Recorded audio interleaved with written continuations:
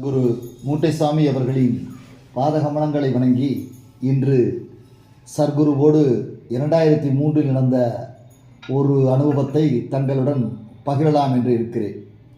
சுவாமி அவர்கள் அடிக்கடி தன்னை பார்க்க வருவர்களிடம் அந்த ரூபாய் நோட்டை பற்றி ஒரு அடையாள மொழியோடு சொல்லுவார். அதாவது ரூபாய் நோட்டை ரூபாய் என்றோ நோட்டு என்றோ பணம் என்றோ சொல்ல மாட்டார், அதனை காகிதம் என்றே வழங்குவார்.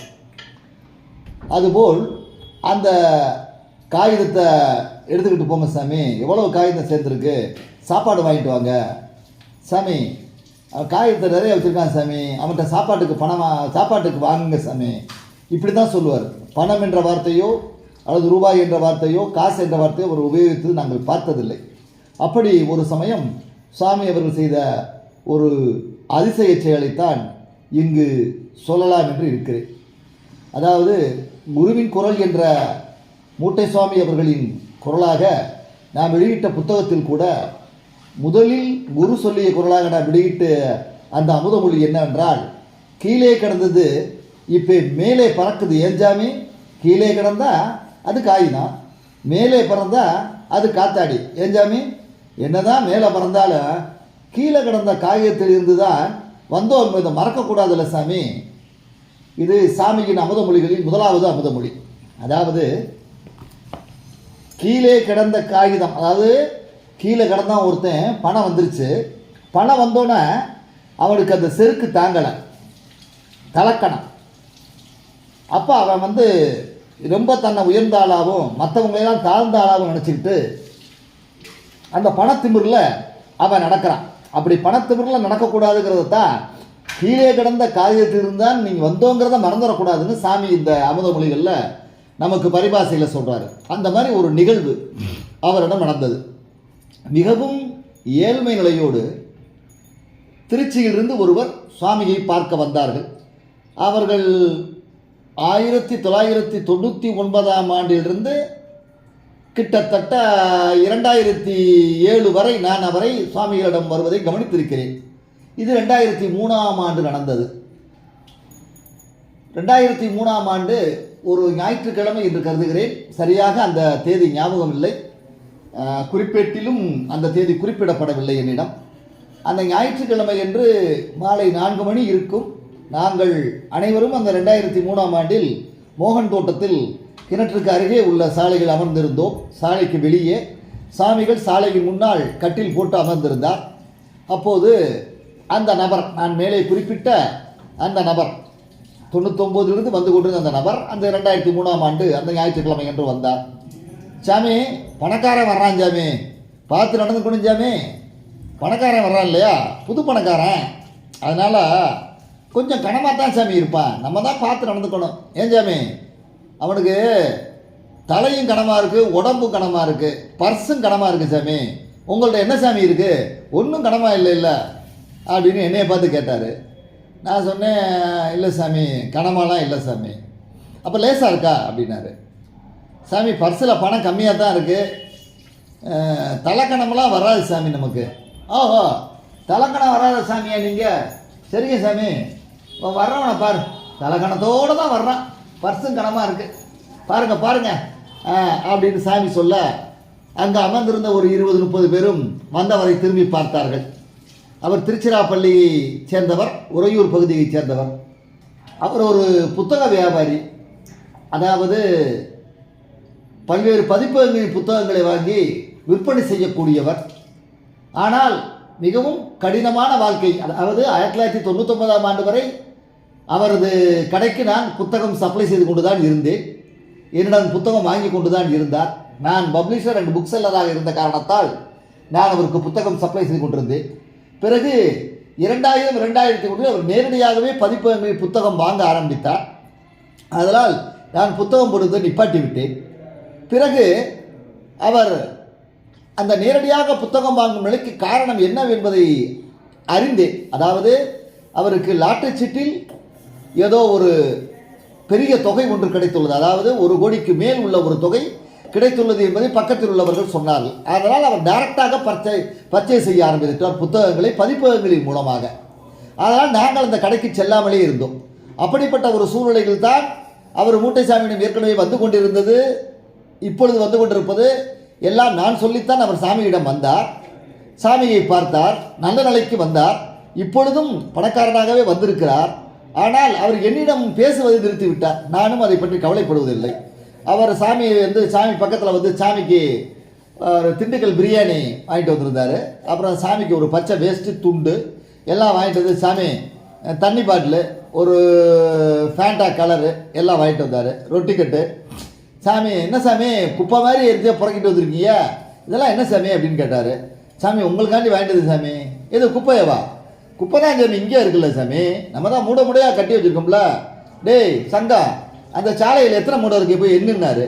அப்புறம் நான் சாமி கட்டில் சுற்றிக்கிட்டு போய் உள்ளுக்குள்ளே சாலையில் பார்த்தா அதில் கிட்டத்தட்ட 13 மூடை இருந்துச்சு. சாமி 13 மூடை இருக்குது சாமின்னு. அப்புறம் எதுக்கு சாமி நீங்கள் வேறு இப்போ வேறு மூடை பாதி கட்டின வரைக்கும் இருக்குது, நீங்கள் வேறு குப்பையை ஏன் சாமி கொண்டாடுறீங்கன்னு அவர் கொண்டு வந்த பொருட்கள் அனைத்தையும் குப்பை என்றே குறிப்பிட்டு கூறினார். அவரிடம் உள்ள பர்ஸு, அவர் கொண்டு வந்த ரொட்டிக்கட்டு, அவர் கொண்டு வந்த பிரியாணி, வேஷ்டி எல்லாத்தையும் குப்பைக்கு சாமாகவே சாமி நினைத்தார். அது அவரது மனதை சங்கடப்படுத்தி முகம் இருண்டு விட்டது. இல்லை சாமி, இது உங்களுக்காண்டி வாங்கிட்டு சாமி பிரியாணி, சாப்பிடுங்க சாமி. சாமி, முதல்ல அதை நாய் சாப்பிடுதான்னு பார்ப்பேன் சாமி.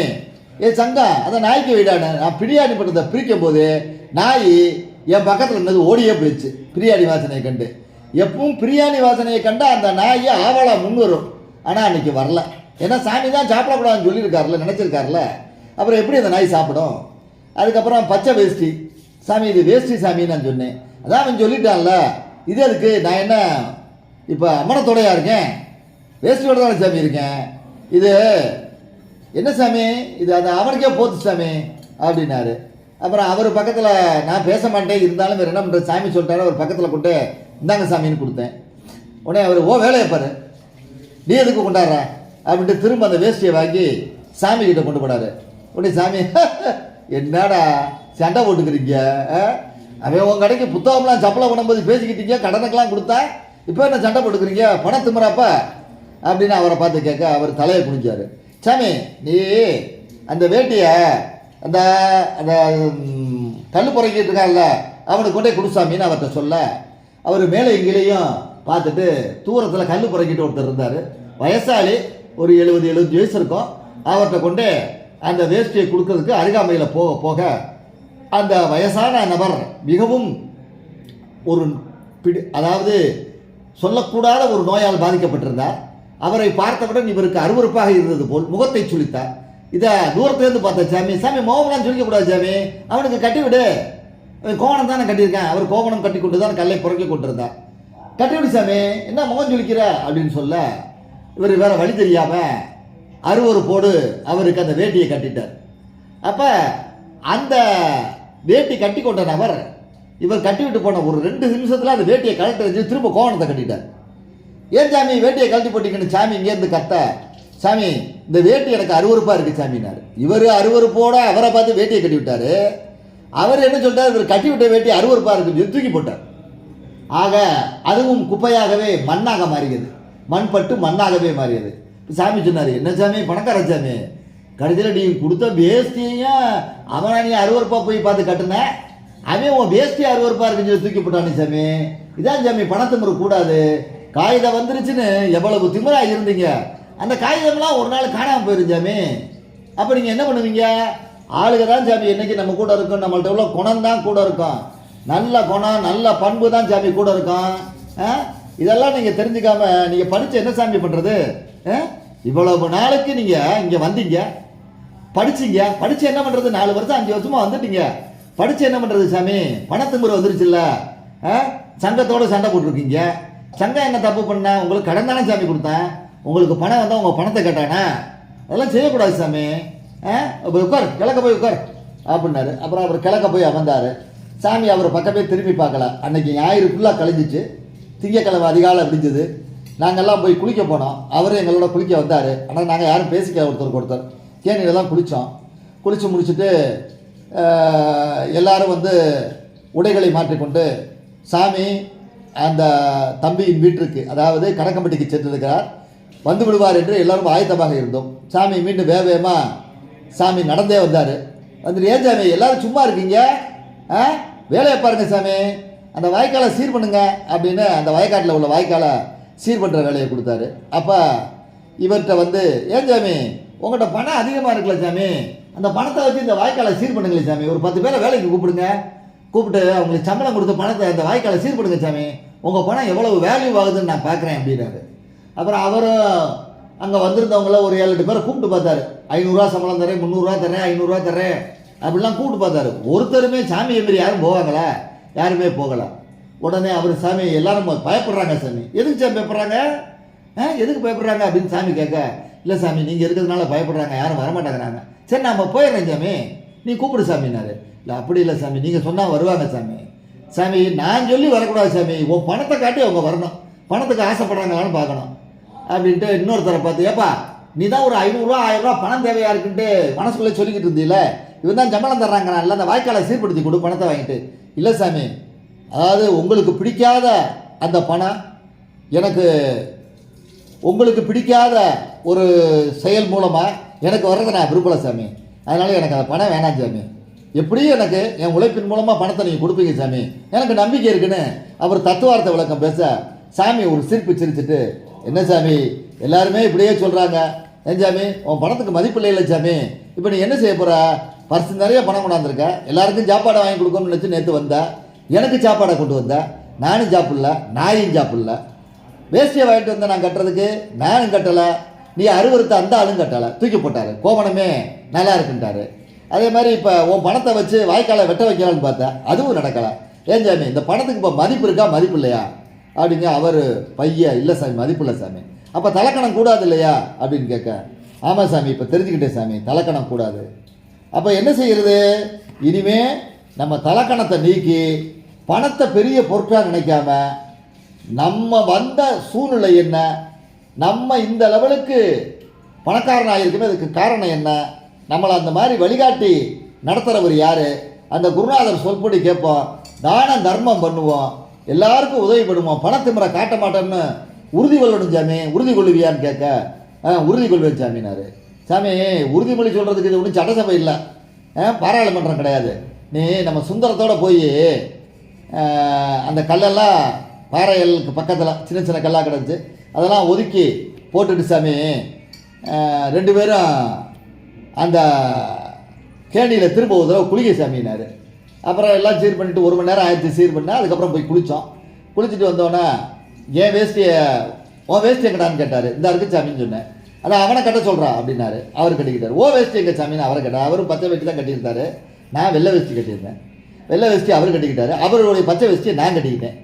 சரிங்க சாமி, இப்போ உன் மனசு வெள்ளை ஆயிடுச்சா சாமி, இப்போ உன் வேட்டியும் வெள்ளையாயிருச்சு பாரு, இவே இப்போ குபேரன் மாதிரி பச்சை கலர் வேட்டியை கட்டிட்டான், இவன் அவன் பணக்காரன் ஆகிட்டான் பாரு.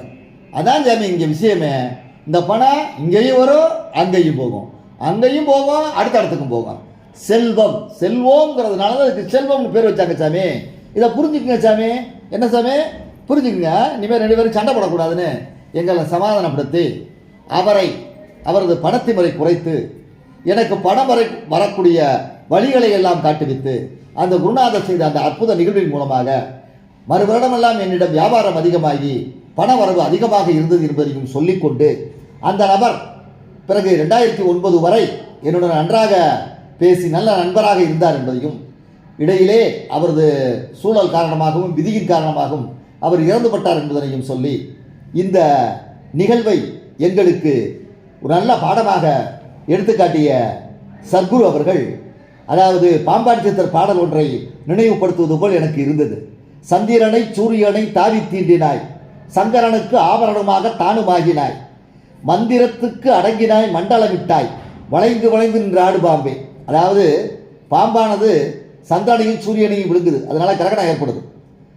அப்போ சிவனுடைய கழுத்தில் ஆபரணமும் தொங்குது. ஆபரணமாக தொங்கும் போது கருடன் பார்த்து கேட்டதா, அதாவது பாம்பு பார்த்து கருடனை கேட்டதா, கருடா சௌக்கியமா? அப்போ அதுக்கு கருடன் பதில் சொன்னதான் கண்ணாசன் சொல்லுவார், யாரும் இருக்கும் இடத்தில் இருந்து கொண்டால் எல்லாம் சௌக்கியமேனு. அப்போ சிவன் கழுத்துக்கு போனதுனால பாம்பு தலைக்கணத்தில் கருடா சௌக்கியமானு கேட்குது. அதுக்கு கருடன் யாரும் இருக்கும் இடத்துல இருந்து கொண்டா எல்லாம் சௌக்கியமேனு கண்ணாசன் எழுதுகிற மாதிரி, நாம் பணத்தை கண்டு மயங்கக்கூடாது, எந்த ஒரு சூழலையும் கண்டு மயங்கக்கூடாது, நமது இயல்பான நல்ல குணத்தை விடக்கூடாது என்று எங்களுக்கு உணர்த்திய சாமிகளின் திருவடி வணங்கி இந்த வீடியோவை முடித்துக் கொள்கிறேன். நன்றி. பூர்ணிமா.